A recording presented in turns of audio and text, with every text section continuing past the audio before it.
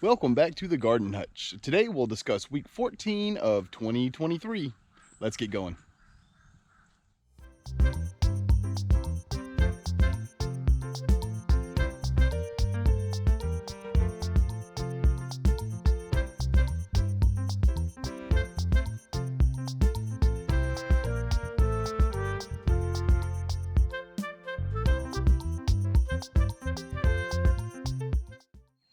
So week 14 was a great start to spring. It was warm. The evenings are starting to get a lot warmer. We did have a storm system move through middle of the week, and it had a few severe storms. So anybody out there affected, our thoughts go out with you folks.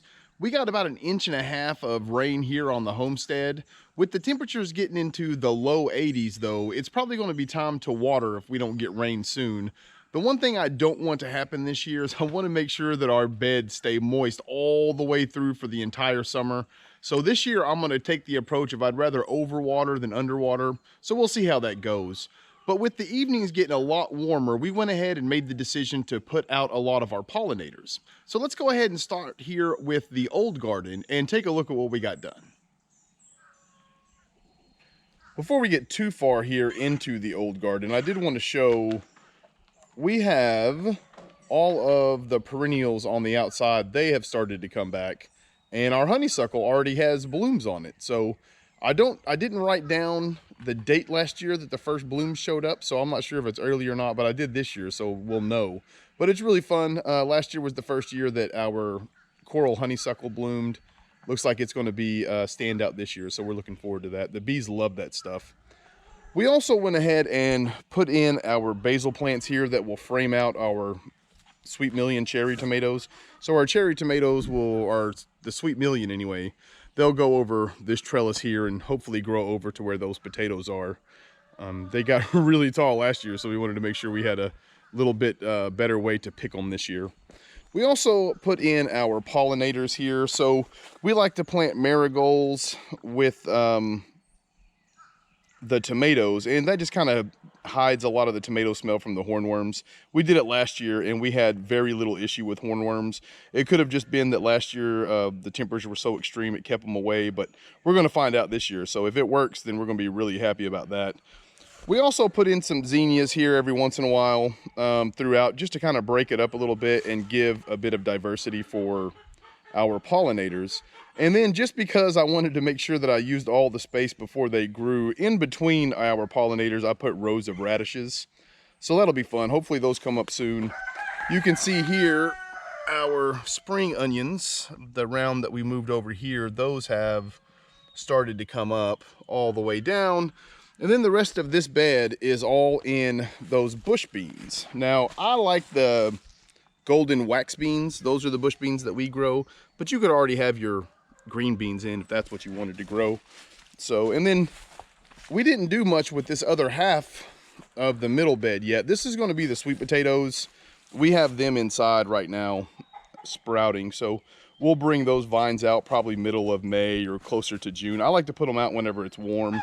Last year we put them out a little early and they didn't do anything until like June 1st. So, you know, the longer we have them out, the better chance there is something bad will happen, I guess. So and then we have been, we've been healing our potatoes for a couple weeks now. So it finally got to the point where I couldn't heal them anymore. So we went ahead and just covered the rows with the straw to help hold the moisture in. So I'm hoping that it's going to make us have to water less. I wanted to show this here. Let's see these here. These are I believe these are the white potatoes. But you can tell the difference on these. These are those purple potatoes that we put in. And it's cool because the new leaves, whenever they first come out for the first little bit, you can see they have that purple coloring to their leaves. So that's kind of interesting that the leaves kind of show which potatoes they are. And then down here in the final row, we already had the deal put in place, but we did go ahead and finish putting in the trellises all the way down. We put them significantly higher this year than we did last year. Mainly because last year they grew up to the top and then past that, and we were still getting cucumbers. I just want to see how far we can push it, just for entertainment purposes, I suppose. But we also put in marigolds and zinnias in here all the way down, and the kale.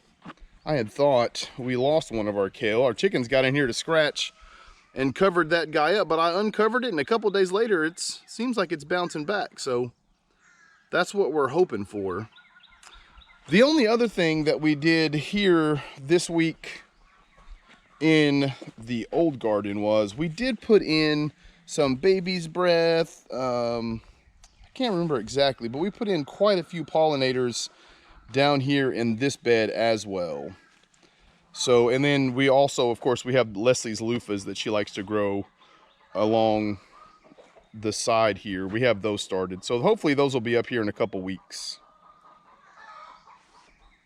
Before we move on from the old garden, there's just a couple notes I wanted to throw in.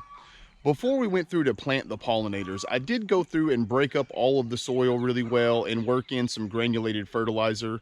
I did that because that's the last time I'm going to have a chance to do that. Now that the pollinators are in, I don't want to disturb the beds too much, just in case I get those roots. So I took advantage of it and worked in some of the granulated fertilizer beforehand. The other thing I wanted to mention before we move on is you'll note that I did not cover the beds with straw just yet. I will not do that until they are 100% planted.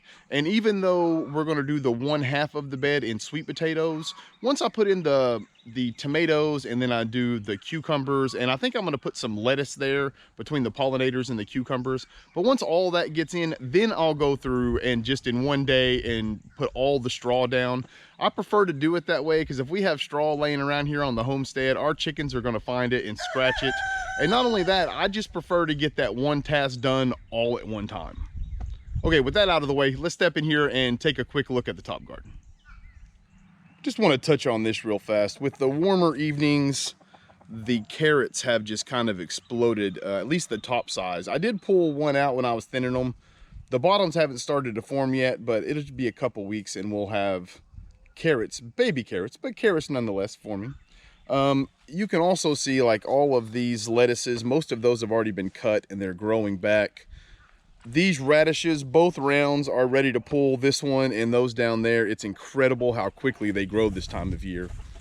But the real thing I wanted to show up here is the bed that we're getting set with here. So the approach we're taking this year, again, we are going to kind of oversell our companion planting because we were so happy with the way the marigold stuff worked last year. Again, it could have been the weather, but right now I want to try to push it and see if we can kind of use the companion planting to minimize the pest pressure that we feel in July and August. Last year we did really well with tomatoes all the way through the summer. A lot of times here in Arkansas 7B, whenever that heat of the summer hits, you know, right there at the end of July into August where it's 100 degrees, you know, heat index of 110 or whatever it happens to be, a lot of times your tomatoes will kind of trail off. For whatever reason, last year we did not have that happen, even though the heat was super extreme. I personally attribute quite a bit to that because we had less pest pressure because of the companion planting. But anyway, I bring that up now so I can hold myself accountable, right? I have video documentation now of all of this. And if it works, awesome. If it doesn't, well, you know, we just know it was a one-off last year. I'm also really happy with the way some of our beets are coming along. If we come down here and look at these, if they keep growing like this, we'll be able to start trimming a few of those and adding them to our salad greens. And the kale and the chard over here have also taken off really well. Now, just as a note, chard grows so quickly, I have also started another round. Now that these last round of radishes in this bed is coming out, I want to add chard to it. And then whenever, you know, this round here will come out, I'll probably put in some more kale. And then as the summer moves along and, you know, this lettuce starts to bolt as well, I'll probably replace this side with chard again. So just as a reminder, this bed will be the only bed that we grow summer greens in. And really the only greens we grow throughout the summertime to eat are the chard and the kale.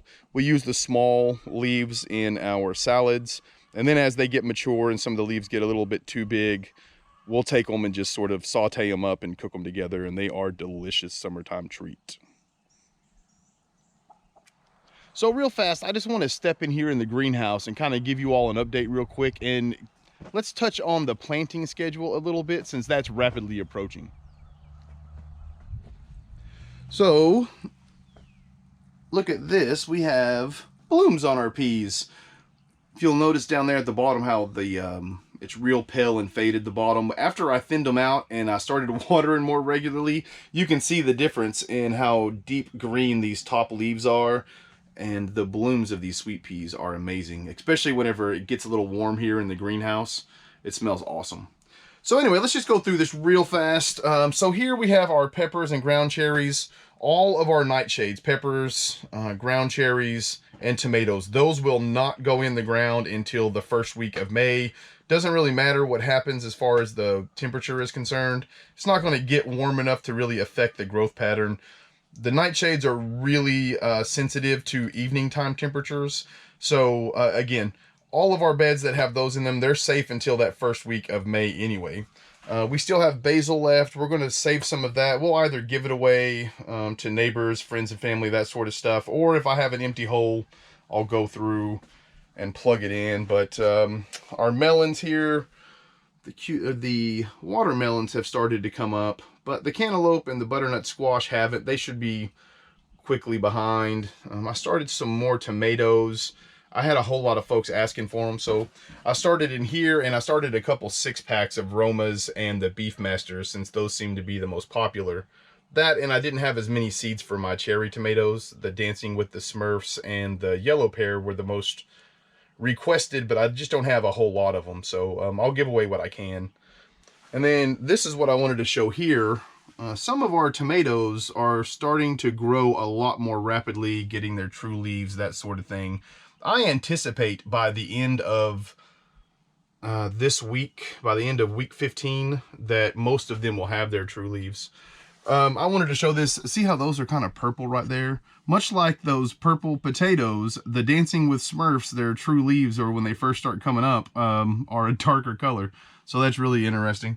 My first year growing them, so I'm a little enamored with them, so please excuse me.